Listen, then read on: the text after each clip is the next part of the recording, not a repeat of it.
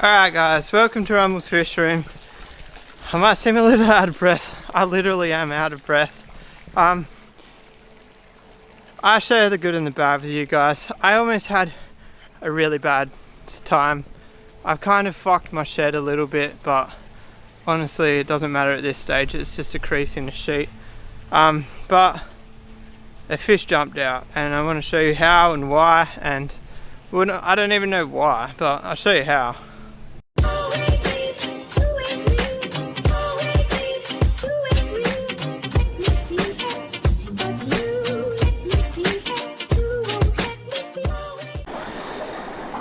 Alright guys, so I'll start the video by saying the fish is alive. He's in hospital at the moment.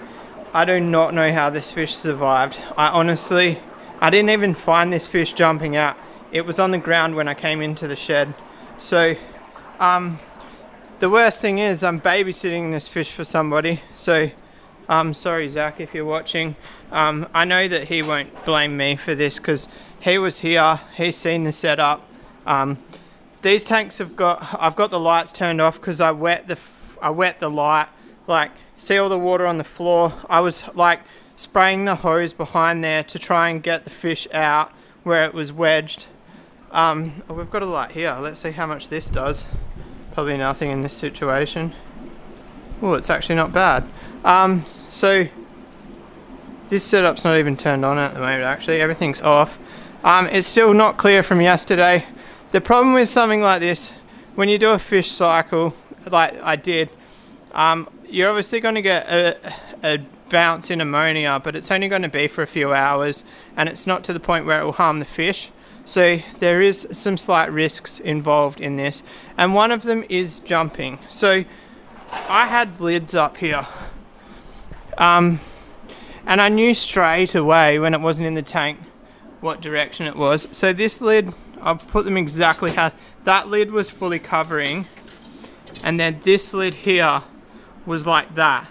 So he jumped out of that tiny little corner there. So I'm going to check out this lid. Get it? Check it out like it's a hot chick. I can laugh now anyway. So man, it's just, has anybody noticed you run a tank with no lids, the fish don't jump out, then you put lids on it and the fish find that one tiny little hole. Like, I've honestly, these little guards here seem to be pretty bloody reliable comparison to lids with a gap. Alright, so let's check out the mutilation to the shed. So basically what happened is, I knew it was behind there. I had the light shining down this side. I got up and I looked. There's like a tiny little gap from those rafters, and I could just see. I don't want to pick him up, but this guy's got really thick pearling on his cheeks, and the pearling is all I could see. I couldn't even like make it out to be a fish.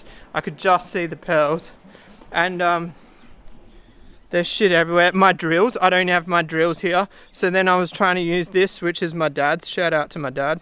Then I was trying to use this drill. That chuck is completely stuffed, and also it's belt driven and the belts slip inside it. So I couldn't get the drill bit out of it. I managed to get the drill bit out. Now, undoing sheets, undoing this. And then the other thing is I had to use a tire lever because he was past this first sheet. There's the join there, and he was like there in that groove there, and then it was I was using my head to hold this out while trying to get him out with my body. I would say sorry for not filming it, but you guys 100% understand why the camera wasn't in the situation. Now this is the only bit here I'm worried about. I guess if there's a crease there, it doesn't really matter. The problem here is I'm going to hurt my hands. Oh, and then if I had just taken that lock off, it would have made the world of difference. So this capping was, I don't know, what was that noise? What the hell was that? That sounded like electricity. There's no Oh, it must have just been the tin hitting the lid. That scared me more than anything so far. Alright, so it looks like there's one crease there. Honestly, if I save the fish's life, I do not give a shit about a crease in the shed. I've lived for like 3 years without changing these sheets. For anybody who's wondering, I have these sheets inside the shed. Yeah, one little crease there, you won't notice that. Maybe I should call out a paintless dent removal guy? But anyway, so now I've got to put the shed back together. I stole the power cord from that rack, so I've got to plug that back in. I know I said in yesterday or the day before, or whatever, I don't know where we're at with vlogs at the moment. I said I wasn't going to vac these, but those sponges actually made it way dirtier than I expected. So I'm going to do a water change on it, but I'm just going to monitor the ammonia. In like 3 days, if there's still ammonia, I'll actually do another sponge clean from a different tank. Let's go check on this boy. It's been about it's been about 10 minutes now. So he wasn't moving at all. So I'll tell you what I did. So instead of throwing him straight back in the tank, I drained some water from the tank. Well, actually, because I was on a time crunch, I dropped the fish into the dry bucket, and then sucked water in, and then I held him and just pushed him backwards like this, and he literally, like, he wasn't moving at all, and then all of a sudden, click, he just got he got water in his gills, and he was moving. The only thing I have to check for, I probably should let him rest for a bit, but I'm pretty eager. I think it's pretty safe to say I didn't damage him with the tire lever. That was my biggest worry. Murphy's Law.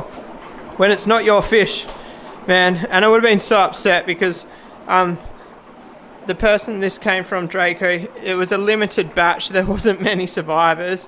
And I almost just wiped one out because of a hole that big in the lids.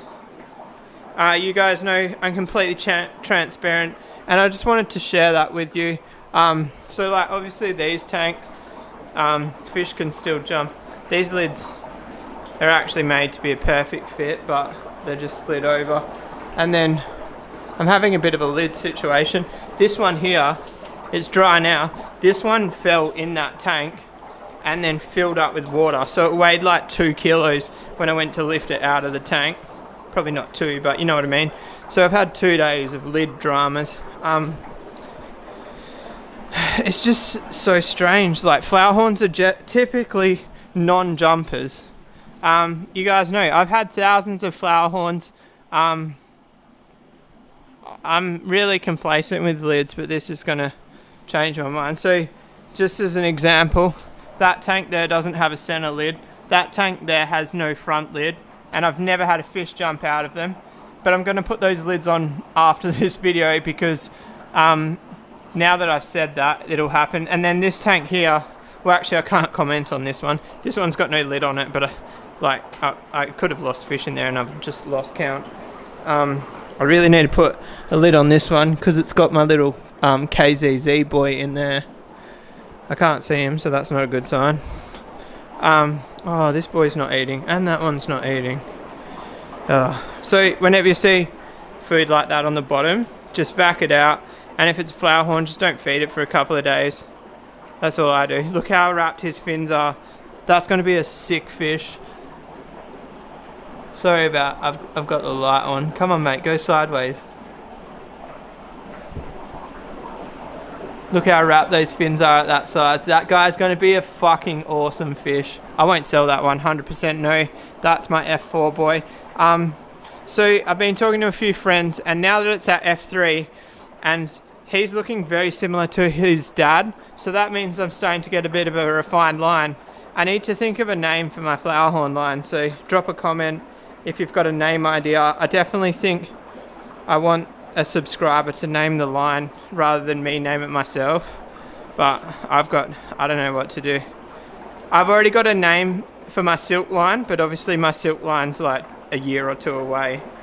We need to breed those 2 first. Oh, and also I put these 2 together last night and I fucking forgot, and they spent the night together, and they're chilled. This girl's so chill. It's pretty handy. KZZ girls are generally super aggressive. From what I've heard, I don't have much personal experience. Her eyes gone brown. I think she's obviously stressed out with him in there. She's normally white-eyed. Wow guys, that LED got super hot. I don't think I've ever had it on that full high setting before. But anyway guys, I'm going to wrap that one up there. I'm going to cut a hole in that lid so that it slips over the inlet pipe, and then I'll put that fish back up there in an hour or so. It seems pretty healthy now. I can't believe I didn't damage it with a tire lever. That's a full-size tire lever, and I'm trying to get a fish that's in a 1-inch gap and slide it out to where I can reach it, and I've managed to not take the scales off it somehow. That was stressful. That was stressful. Someone commented on my video yesterday saying they're pretty sure that my classic kamfa males won't be fertile. Yeah, that's been true, but high risk, high reward. So we've got the girls which are more likely to be fertile, but it's like anything really. You don't know unless you try. So if you get a classic kamfa proven breeder, that's worth its weight in gold. There's no harm in trying. Obviously space is the only limitation to that, so we've got the 2 males here. I'll keep trying them, and if Zach's male, the bigger boy, if he doesn't breed by 3 years old, then I'll chat with Zach. I think we might consider rehoming him as a display fish, but not until at least 3 years old, until you've completely ruled it out. But we'll see what happens. But yeah, I just want to say I am aware of the fact that we can have crazy low fertility on these fish, but you don't know unless you try. And if one of them is a proven breeder, that's a game changer for us as a couple of breeders. Like if you look at the Thai breeders that have white eye classic kamfa males, they won't sell them at all. And can't remember who it was. Is it Coral G2 Fish? Coral 2G Fish or something? He did a tour and he walked up to a classic white-eyed male and he's like, how much for sale? And the guy said he would never ever sell that fish. So chances are low, but if it happens, that kind of gives you an idea why we would even try. But anyway guys, if you like this video, give it a thumbs up.